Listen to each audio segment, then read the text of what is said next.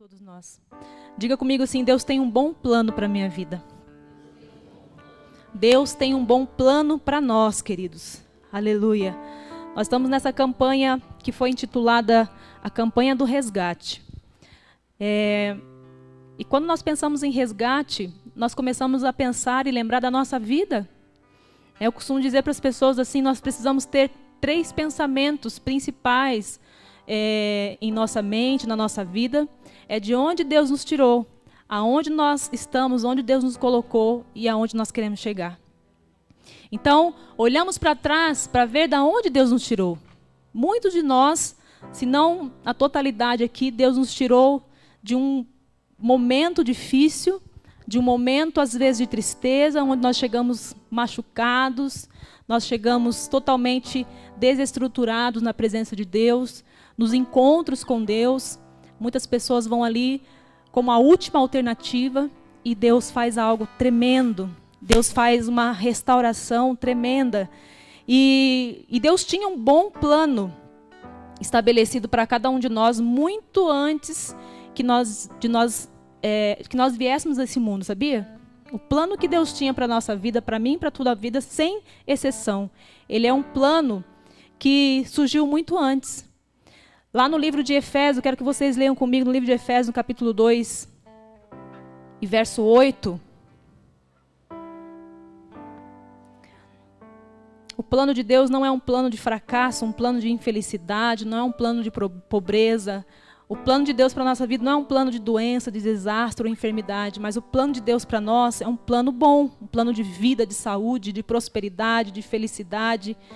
E nós vamos ver aqui em Efésios e outros versículos que afirmam essa mesma verdade. Mas em Efésios, no capítulo 2, versículo 8, diz assim: pois vocês são salvos pela graça por meio da fé. E isso não vem de vocês, é dom de Deus. Não por obras, para que ninguém se glorie, porque somos criação de Deus, realizada em Cristo Jesus, para fazermos boas obras, as quais Deus preparou antes para nós as praticarmos. Amém? Nós vemos em outros versículos aqui, eu fui anotando, quando foi me passado o tema sobre a salvação, eu anotei alguns pilares aqui da salvação na palavra de Deus, mas é tão gostoso quando você começa a meditar, num tema específico, que Deus vai te mostrando e vai surgindo tantos exemplos para nós. Em Jeremias, no capítulo 29, versículo 11, você não precisa procurar agora, se quiser só ouvir, mas nós lemos assim: porque sou eu que conheço os planos que tenho para vocês, diz o Senhor. Planos de fazê-los prosperar e não de lhes causar dano. Planos de dar-lhes esperança e um futuro. Amém? Repita mais uma vez: Deus tem um bom plano para mim. Deus tem um plano para nós. Aleluia. Em João, no capítulo 10 e versículo 10, diz assim, Jesus disse assim: o ladrão não vem apenas para roubar, matar e destruir, mas eu vim para que tenham vida e a tenham plenamente. Deus tem um bom plano para nós. Aleluia. Em João, em 2, nós lemos assim: amado, oro para que você tenha boa saúde e tudo lhe corra bem, assim como vai bem a sua alma. Deus tem um bom plano para nós. Deus tem um bom plano para as nossas vidas. Nós não sabemos muitas vezes o benefício que traz a nossa vida se nós dissermos várias vezes por dia que Deus tem um bom plano para nós. Traz um benefício enorme quando nós declaramos com a nossa boca, quando nós profetizamos e falamos: Deus tem um bom plano para nós. E sabe por que nós devemos fazer isso? Porque nós precisamos estar convencidos, totalmente convencidos dessa verdade, para impedir que nós sejamos afetados pelas nossas instabilidades, pelas nossas emoções. Porque todas as vezes que nós estamos abalados emocionalmente, geralmente a palavra que vem em mente é assim: Deus esqueceu de mim. Deus não tem um bom plano para a minha vida. Se Ele tivesse, eu não estaria passando por essa situação. Todas as vezes que nós passamos por um momento de angústia, ou seja, a nossa vida, as circunstâncias, as emoções, elas estão instáveis, a primeira coisa que vem na nossa mente: Deus esqueceu de mim. O que será que eu estou fazendo? Mas quando nós declaramos todos os dias: Deus tem um bom plano para a minha vida, nós convencemos a nossa mente de que Deus tem o melhor para nós. Independente da situação que eu estou passando, Deus tem sempre o melhor para nós. E às vezes nós nos perguntamos, né? Será que realmente Deus tem um bom plano para mim? Queridos, o plano de Deus, nós vemos aqui 4 pilares da salvação. É de nos redimir, de nos justificar, de nos regenerar e de nos santificar. Nós vamos falar um pouquinho de cada um deles. E eu sei que nós vivemos numa era de muitas desistências. Nós vivemos num momento em que desistir sempre parece a melhor opção, ou parece a opção mais fácil, né? Hoje nós vivemos o mal do século é a desistência. Nós desistimos às vezes por coisas tão pequenas, né? Nós desistimos por tantas besteiras. Às vezes nós desistimos do emprego porque o patrão não me cumprimentou naquele dia, desisto do emprego. Às vezes eu desisto do colégio porque a cadeira estava muito dura, desisti do colégio.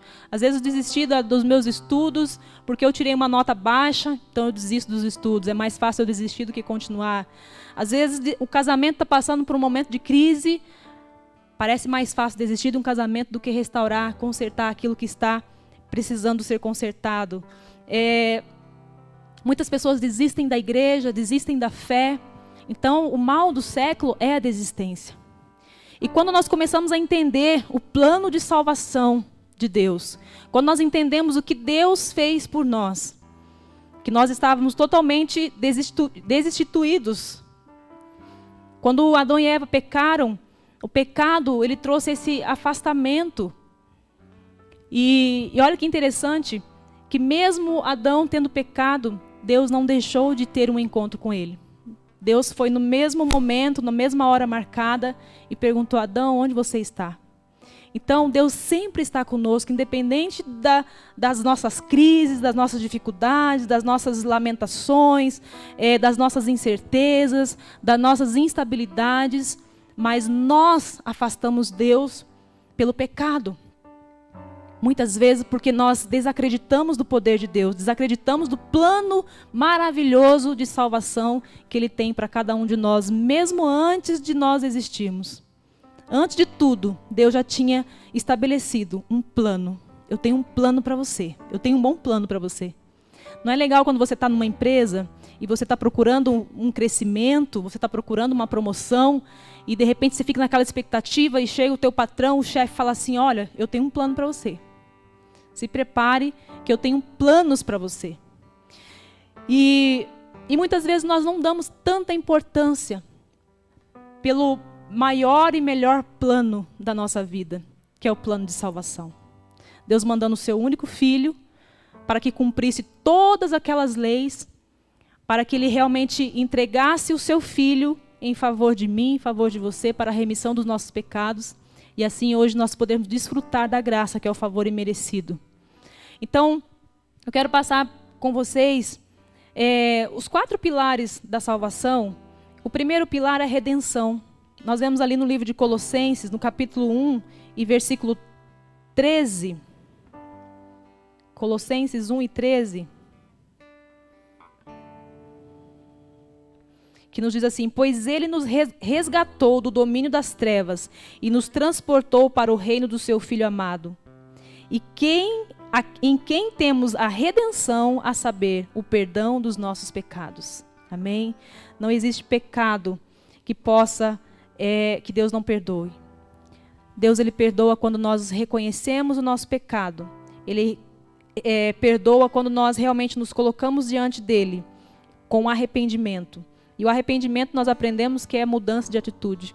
Deus conhece um coração arrependido. Deus conhece realmente quando a pessoa ela está com o coração rendido e arrependido. E a redenção é o ato ou efeito de remir ou redimir, de livrar, de libertar, de conseguir, de resgatar.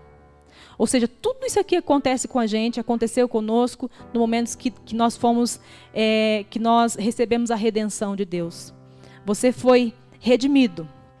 Você foi livre, hoje nós somos livres em Cristo Jesus. Você foi liberto das amarras de Satanás, do pecado, daquilo que te oprimia, porque o pecado ele tem esse papel de nos oprimir, de fazer a gente realmente não acreditar em nós e não acreditar num plano perfeito de Deus para as nossas vidas.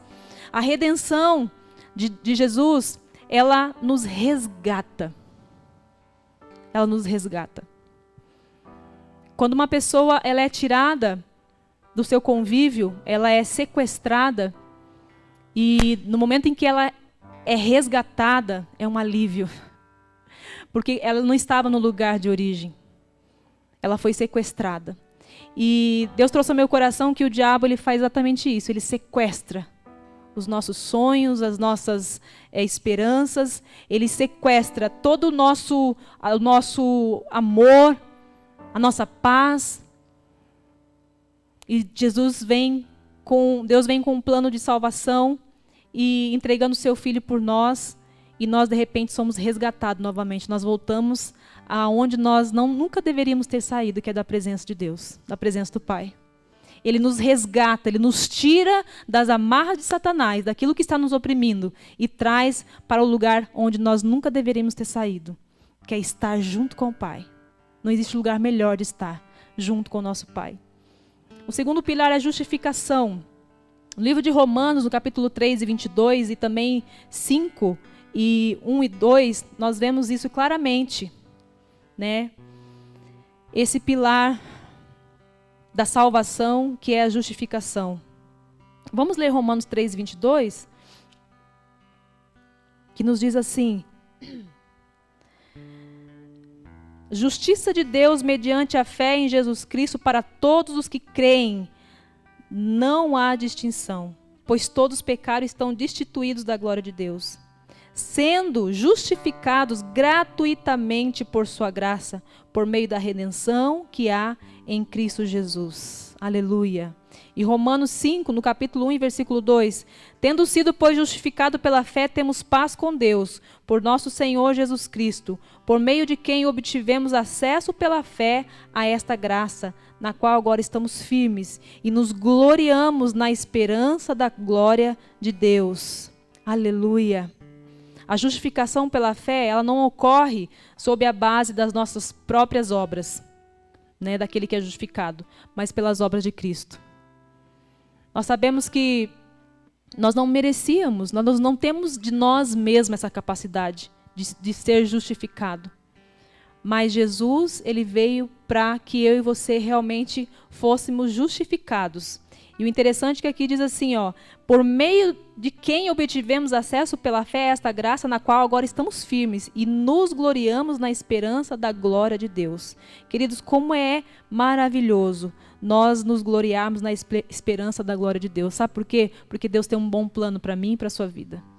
Deus tem um bom plano para nós. O plano de Deus, ele é perfeito. O terceiro pilar, regeneração. Regeneração é uma palavra interessante. Quando a gente pensa em regeneração, a gente pensa em tornar novo. Algo que de repente foi estragado, algo que foi danificado, e daí ele precisa ser regenerado. Nós sabemos que existem alguns animais que eles têm esse poder de regeneração. Um deles é a lagartixa, né? A lagartixa tem esse poder de se regenerar. Quando a sua cauda ali ela é cortada ou danificada, ela tem esse poder de se regenerar. Mas a palavra de Deus, nós entendemos esse tipo de regeneração, que é tornar novo, voltar ao estado normal. Nós vemos ali no capítulo 3, versículo 5. Não por causa de atos de justiça por nós praticados, mas devido à sua misericórdia, ele nos salvou pelo lavar regenerador e renovador. Aleluia. Nós fomos lavados pelo sangue de Jesus. Nós fomos resgatados, nós fomos regenerados pelo lavar regenerador e renovador. Ou seja, Deus quer tornar novo tudo aquilo que foi danificado. Tudo aquilo que foi traumatizado. Sabe quando uma pessoa recebe um trauma e de repente fica aquela cicatriz? Né? A pessoa ela passa por um processo de queimadura e mesmo que sare aquilo ali, mas nunca volta ao estado original, mas fica uma cicatriz. Você lembra, né, todas as vezes que você olha. Mas quando nós encontramos Jesus, quando nós entendemos o plano perfeito de salvação do nosso Deus, nós somos regenerados. Nós somos totalmente transformados. Torna-se novo de novo. Volta ao estado normal. Volta à sua origem. Nós fomos criados à imagem e semelhança de Deus. E às vezes a gente passa por um processo na nossa vida de tantos danos, né? Danos emocionais, danos psicológicos, danos físicos. Às vezes nós nos sentimos tão distante, né, dos nossos, e nós passamos por alguns traumas, mas a palavra de Deus está dizendo aqui que quando nós entendemos o plano de salvação, o bom plano que Deus tem para nós, uma das coisas que acontecem é essa regeneração. Nós somos regenerados, nós nos tornamos novos e nós voltamos ao estado normal. E o quarto pilar é a santificação. Santificação nada mais é do que separar para uso exclusivo de Deus. Tudo aquilo que é santo quer dizer que você está separado. Você é exclusivo de Deus. Se você mentia, você não mente mais. Se você prostituía, você não prostitui mais. Se você tinha vícios que danificavam o seu corpo, você não vai mais permitir que esses vícios te dominem. Se você roubava, você não rouba mais. Ou seja, você se torna totalmente exclusivo de Deus.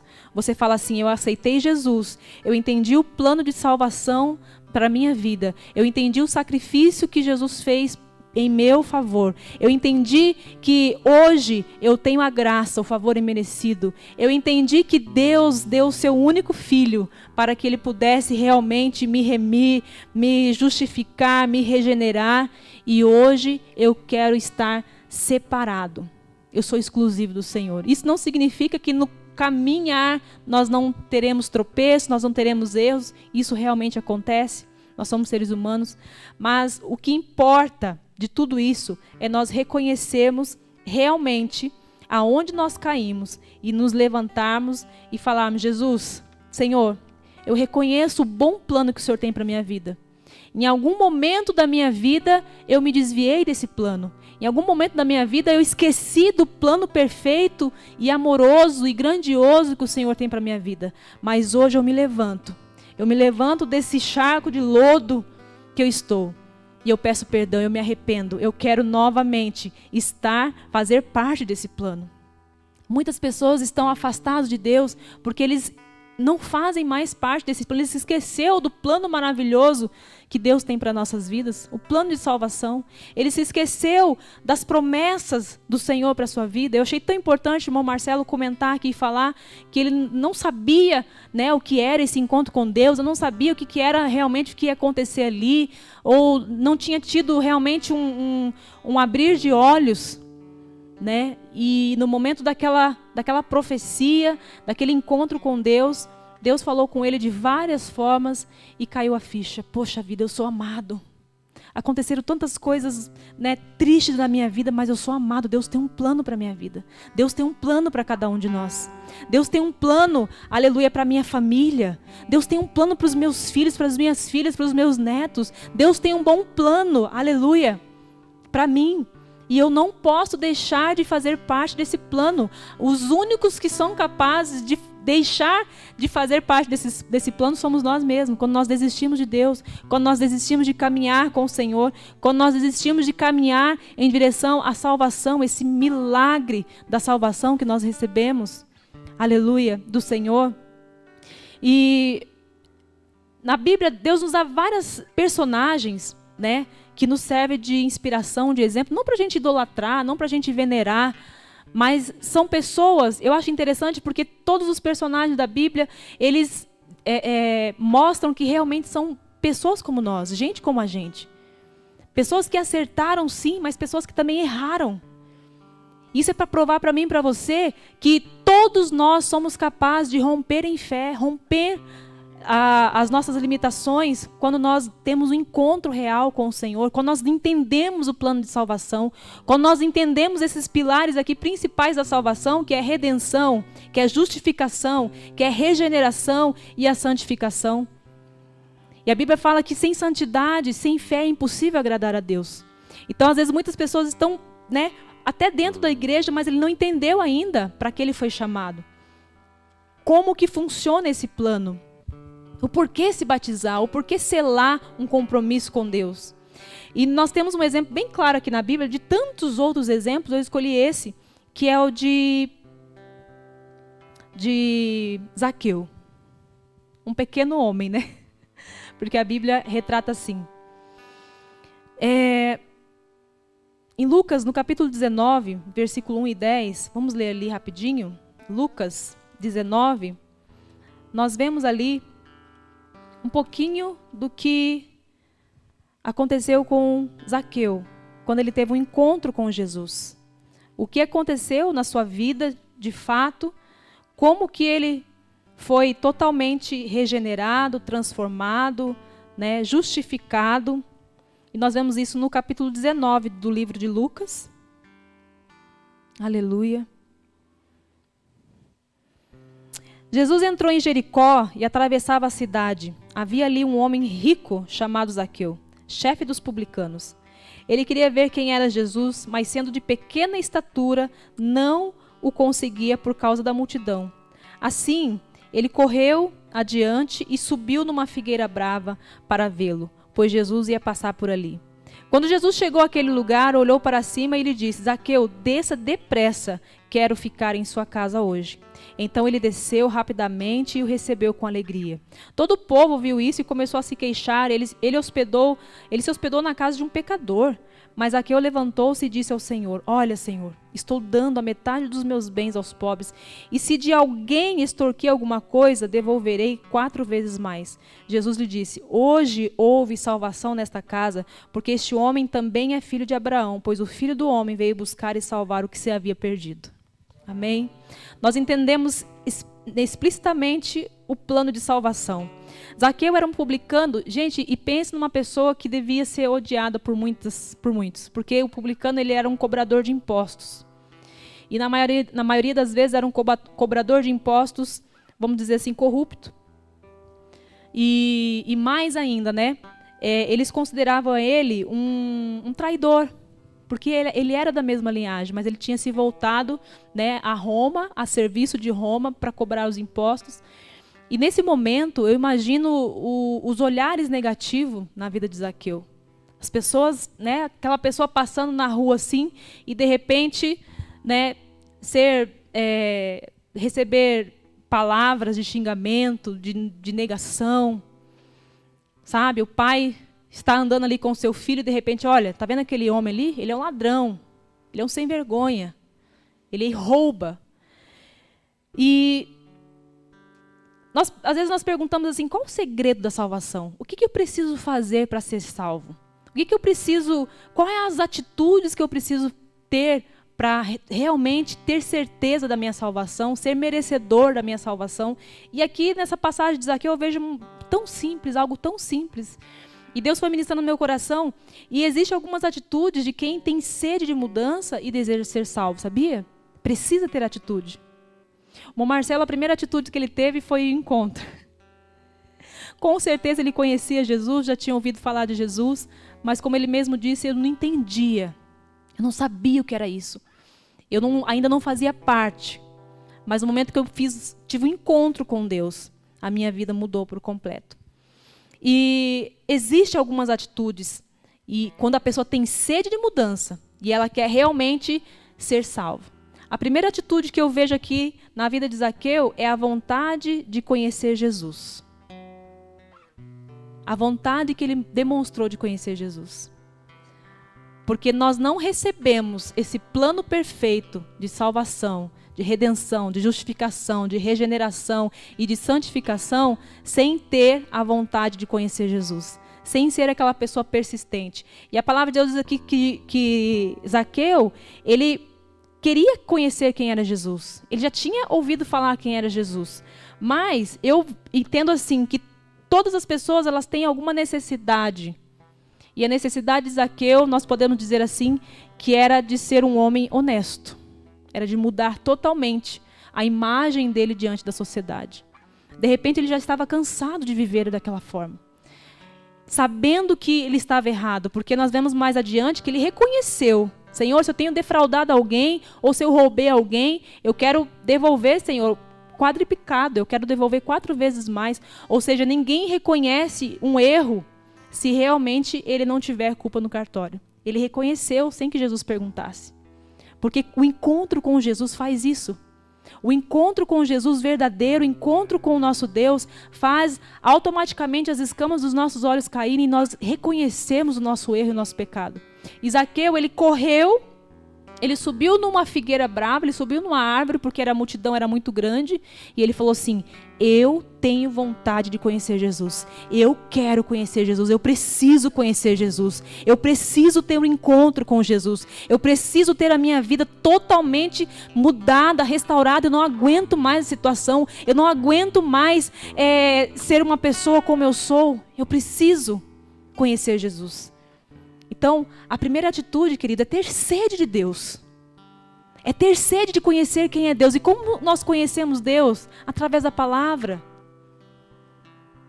A fé vem pelo ouvir e ouvir a palavra de Deus. Quanto mais nós ouvimos a palavra de Deus, quanto mais nós lemos, quanto mais nós procuramos conhecer quem é o nosso Pai, mais a nossa fé é vivificada, é fortalecida. Às vezes as pessoas falam assim: pastor, a minha fé é tão pequenina. Mesmo com uma fé pequenina, Deus não desiste de você, Deus não desiste de mim. Minha fé é tão pequena, pastor, às vezes eu não tenho fé que isso vai acontecer, eu não tenho fé que eu vou ter um novo emprego, eu não tenho fé que eu vou ter um casamento abençoado, eu não tenho fé que eu vou conseguir minha casa, eu não tenho fé. Queridos, conheça a palavra de Deus. Leia a palavra de Deus. Busque conhecer quem é o seu Pai e automaticamente a sua fé ela vai ser fortalecida. Porque a verdade de Deus está aqui. E quando nós fazemos parte dessa verdade, começamos a conhecer essa verdade, as coisas vão se clareando. E a nossa fé ela vai sendo uma fé viva, uma fé vivificada. Por isso que a palavra fala assim que conhecereis a verdade e a verdade vos libertará. Não existe libertação sem antes conhecer a verdade. Todas as pessoas que têm contato com a verdade, eles são libertos. Automaticamente são libertos. Aleluia. A segunda atitude que eu vejo aqui na vida de Zaqueu é aceitar Jesus na sua casa, em sua vida, com júbilo. E é necessário chamar o Senhor para entrar na sua casa quando tem sede de mudança.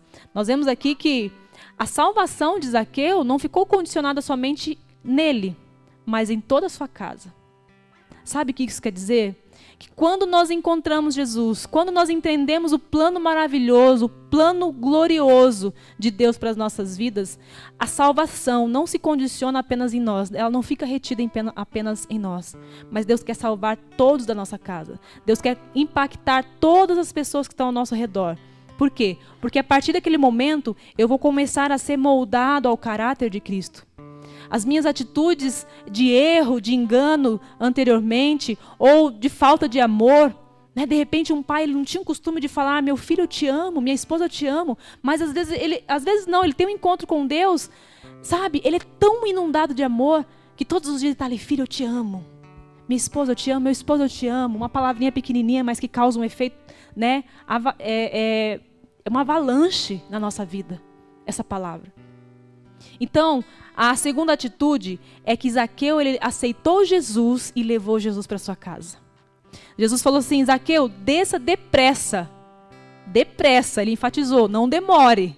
Você teve um encontro com Jesus, você conheceu Jesus, entendeu o plano de salvação, desça depressa. Ou seja, o descer também, queridos, ele dá uma conotação de humilhação. Às vezes muitas pessoas eles não querem se humilhar diante da presença de Deus, eles querem ficar sempre no alto, mas Zaqueu ele teve uma atitude de humildade. Jesus falou assim: desça depressa. Ele não pensou 2 vezes, ele poderia ficar assim: não, Jesus, aqui tá bom, eu não vou descer não, porque as pessoas podem me chacotar, as pessoas podem querer me crucificar aí, e não, só de ver o Senhor tá bom, né? Só de ouvir a sua voz tá bom. Não. Zaqueu, ele não ficou preso a isso. Zaqueu, ele se humilhou, ele desceu e levou Jesus para casa. Jesus, ele foi, eu quero ficar em sua casa hoje. Aleluia, aleluia. Nós não podemos levar Jesus para nossa casa apenas por uma visita. Mas Jesus, ele precisa ficar em nossa casa. Morar em nossa casa. Fazer morada em nossa casa, no nosso coração.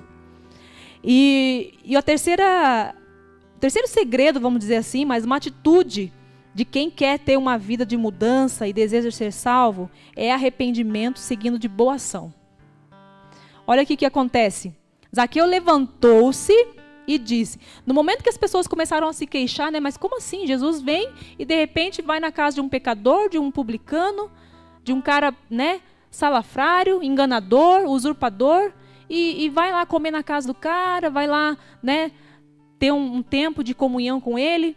Nesse mesmo momento, Zaqueu se levantou e disse, olha aí, o reconhecimento, né, de que realmente ele estava no erro, mas ele não queria mais continuar no erro. Senhor, estou dando a metade dos meus bens aos pobres. E se de alguém extorquir alguma coisa, devolverei 4 vezes mais. Aí Jesus falou assim, hoje houve salvação. Sabe por quê? Porque Jesus viu naquele momento, a primeira atitude, conhecer Jesus. O empenho que Zaqueu teve de conhecer Jesus. Subir numa árvore, enfrentar opressores, enfrentar inimigos na sociedade. A segunda atitude, levar Jesus para sua casa. Ele não condicionou a salvação somente a ele, mas ele levou para toda a sua casa, seus filhos, sua esposa, para os parentes. E o terceiro, arrependimento seguido de boa ação. Aleluia. Coração arrependido é um coração, queridos, que não é um coração egoísta. Quando nós temos um encontro verdadeiro com o Senhor, quando nós entendemos o plano de salvação, nós queremos falar para todo mundo, nós queremos sair gritando para todo mundo, para os vizinhos, eu conheci Jesus, o Salvador, eu conheci aquele que pode transformar e transformou a minha vida, eu tive um encontro real com Deus, eu entendi o plano de salvação, agora eu entendi, os meus olhos se abriram, eu entendi. E sabe quando fala de olhos, eu lembro do apóstolo Pedro, que quando ele estava ali no barco, e de repente ele vê Jesus, né? Tinha outros discípulos ali, eles olham para Jesus e a princípio eles achavam que era um fantasma, ficaram com medo porque eles estavam num barco e estava uma ventania muito forte, se formando uma grande tempestade, e de repente ele vê Jesus andando sobre as águas, e eles olharam, não sabia se era Jesus, se era um fantasma, mas Pedro, né, com aquele ímpeto, ele falou assim, se realmente és tu, Senhor, chama que eu também vou caminhar. Eu também quero andar sobre o sobrenatural. Eu quero fazer isso que o Senhor está fazendo. Eu quero ser participante, Senhor, de tudo isso. Me chama, Senhor, me chama. E Jesus falou assim, Pedro, venha. E de repente Pedro começa a andar sobre as águas. Pedro começa a caminhar sobre o sobrenatural. Pedro começa a realmente romper com toda aquela tempestade, aquela ventania, porque os olhos dele estavam fitos em Jesus. Enquanto os meus e os teus olhos estiverem fixos em Jesus, não tem tempestade, não tem ventania, não tem nada que nos atrapalha a entender o plano maravilhoso e perfeito de Deus para as nossas vidas. Pedro, ele só começou a afundar no momento que ele tirou os olhos de Jesus e começou a olhar para o vento. Ele tirou por um instante os olhos de Jesus, começou a olhar aquela tempestade, aquele vento, e ele começou a afundar. E naquele momento falou assim, Senhor, tenha misericórdia de mim, salva-me. Jesus não desistiu. Jesus poderia ter falado assim, você duvidou de mim, agora você vai dar uma afundadinha aí, uma afogadinha para você aprender, largar de ser besta. Mas não, Jesus estendeu as mãos e tirou ele. E levou novamente para o barco. Sabe o que é isso, querido? É amor. É o plano maravilhoso de redenção, justificação, regeneração, santificação. Pedro, ele teve muitos acertos, mas teve também alguns erros. Ele teve muitas revelações de Deus. Quando Jesus estava perguntando para os discípulos, o que as pessoas dizem que eu sou? O que vocês veem? O que as pessoas têm falado que eu sou? Uns falavam que era uma coisa, outros falaram que era outra, que era um profeta. Aí quando chegou na vez de Pedro, Pedro falou assim, tu és o Deus, é o Filho de Deus. Tu Tu és o Salvador. Aí Deus fala assim, isso não vem de você. Você recebeu uma revelação direto de Deus. Mas nós vemos mais adiante que quando Jesus estava ali sendo preso para ser condenado, e chegou uma empregada e falou assim, você é um deles também. Pedro falou, não, não sou. E por 3 vezes Pedro negou Jesus. Por medo, por pavor de ser também, de repente, crucificado junto com Jesus. E no momento que o galo cantou, deu aquele estalo na mente dele. Poxa vida, ele falou para mim. E quantas vezes nós temos negado Jesus por poucas coisas? Mas em nenhum momento Jesus deixou de amar Pedro. Quando Jesus ressuscitou ao 3º dia, ele mandou os anjos ali para aquelas mulheres que estavam pro lado de fora do túmulo e falou assim, ó, avisem os discípulos e avise a Pedro. Jesus em nenhum momento deixou Pedro fora do plano dele, perfeito. Mesmo negando, mesmo muitas vezes não tendo fé, né? A ponto ali de morrer afogado. Então, queridos, às vezes você fala assim, minha fé está tão pequena.